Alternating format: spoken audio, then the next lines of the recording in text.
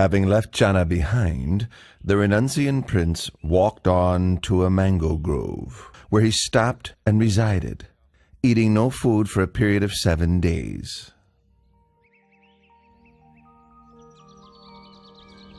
On the 8th day, the renunciant prince left the mango grove to go for alms in the city of Rajagaha.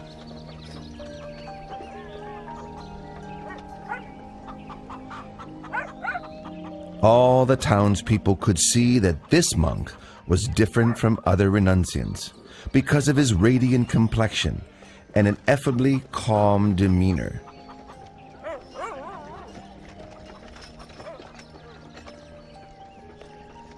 Oh, he's so handsome. What's he, a god? Wow, look at that monk.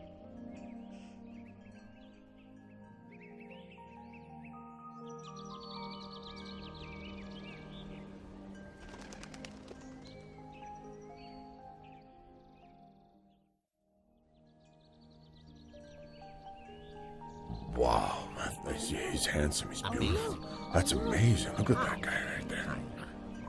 Wow, look at that. Look at him.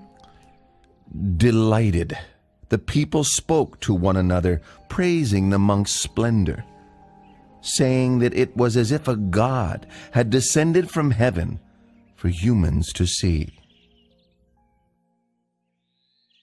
Once the renunciant had received a suitable amount of alms food, he returned to his place of rest. Sitting, the prince contemplated the motley food offerings within his alms bowl, all mixed together. It was an unappetizing sight. In the past, I would partake of only the most refined and delicious foods. Now leading the holy life for the sake of seeking truth, can there be any point in being fussy over what I eat? This nourishment is merely a necessity for sustaining life. King Bimbisara of Rajagaha sent his men on the trail of this Samana, whom the townspeople regarded as splendid, like a god. He then went to see the renunciant prince for himself. When King Bimbisara saw the dignified, peaceful demeanor of the young monk, he felt greatly inspired. Then, exchanging conversation with the Samana, the delight in his heart increased all the more. Due to his suspicion that Prince Siddhartha had left the palace due to a dispute with his relatives over the throne, King Bimbisara offered the throne of Rajagaha to the prince.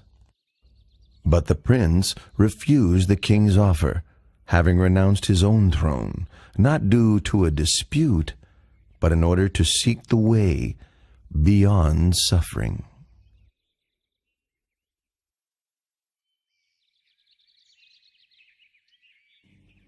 With such firm intention, I'm sure you'll attain the supreme enlightenment. Once you have done so, may I request that you come and teach the Dhamma to myself and to the citizens of Rajagaha.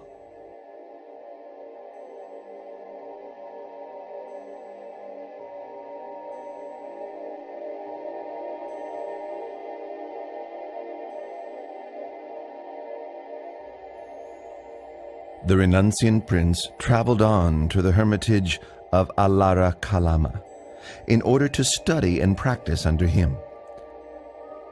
In a short time, he had learned all that his master could teach, and so then he traveled on to seek Udaka Ramaputta at his hermitage. Before long, he had come to the end of this teacher's knowledge too. When he asked about attainments beyond that which he had already been taught, Udaka Ramaputta could offer no reply, but instead offered him the leadership of the community.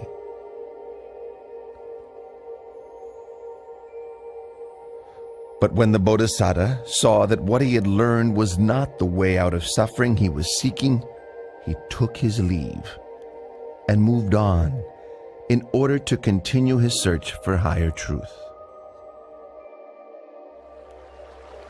The Bodhisattva came to Uruvela at Senanigama and considered the fresh coolness of its shady forest, with orderly rows of trees and a river running through, located nearby to the village. It seemed a suitable place for him to continue striving for liberation, so he ceased his traveling and settled in that spot.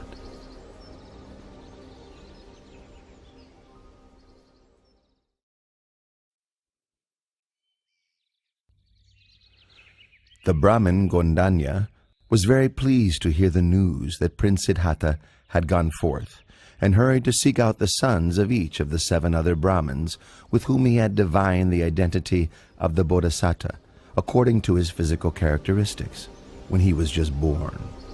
He managed to gather and persuade only 4 of these sons, and then together the 5 Brahmins left the household life and set off in search of the great renunciant. The 5 Brahmins now gone forth were Gondanya, Vapa, Badiya, Mahanama, and Asaji. This group of 5 together were known as the Pankavaggiya.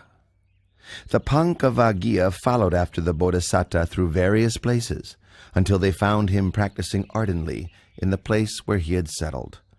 They settled there with him, attending to his needs, with the hope that when he attained enlightenment, he would teach the Dhamma to them.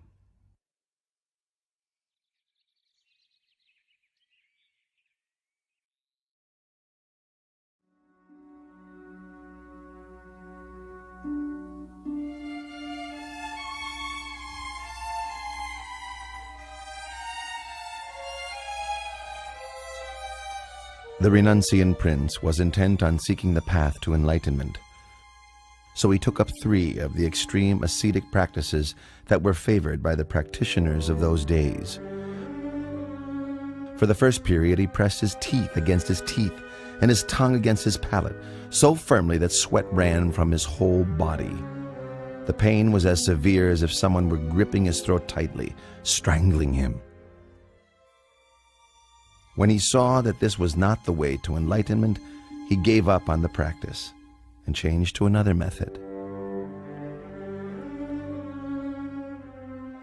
For the second period, he restricted his in and out breaths, stifling them until both his ears rung loudly, his head ached, and his stomach racked with pain, his body as if on fire.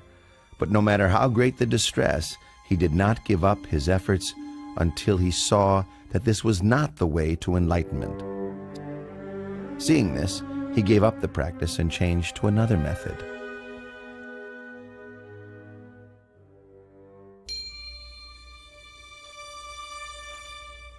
For the third period, he fasted until he was emaciated, wrinkled, his complexion discolored, his bones and sinews extruding.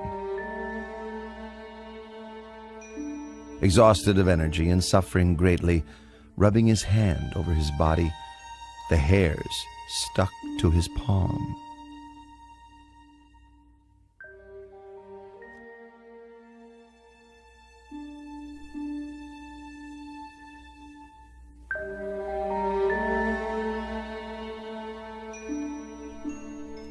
I've carried out the extreme ascetic practices, pushing the body to limits which no other could exceed. Why have I not yet attained enlightenment? Or perhaps this path is not the way to liberation. The Bodhisattva is worrying and wondering about the path to realization. What's the best way to help him?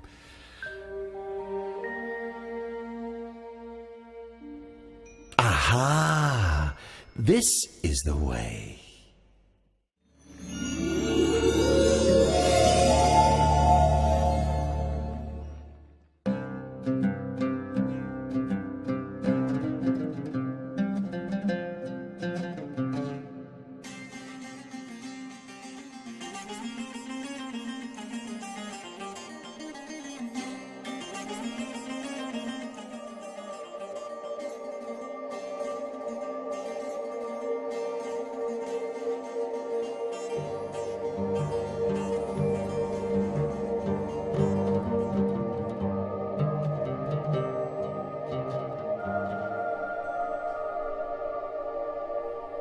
One string of that lute is too tight.